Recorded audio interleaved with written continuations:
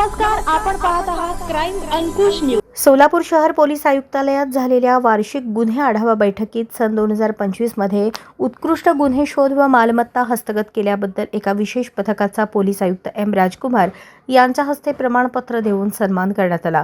सदर पथकाने 2025 या कालावधीत एकूण 1,06 लाख रुपये किमतीचा मुद्देमाल हस्तगत करताना महत्त्वाचे व गंभीर स्वरूपाचे तब्बल 36 गुन्हे उघडकीस आणले असून उल्लेखनीय कामगिरी केली आहे।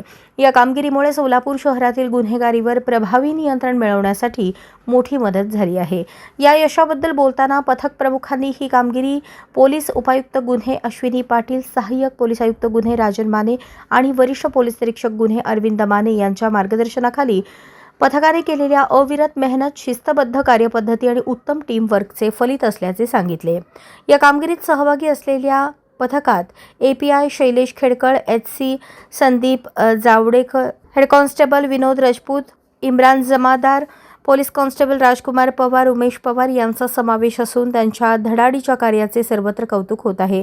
सोलापूर शहर पोलीस दलाची ही यशस्वी कामगिरी भविष्यातही नागरिकांच्या सुरक्षिततेसाठी प्रेरणादायी ठरेल असा विश्वास यावेळी व्यक्त करण्यात आला। चॅनलला लाईक करा, शेअर करा आणि सबस्क्राइब करा।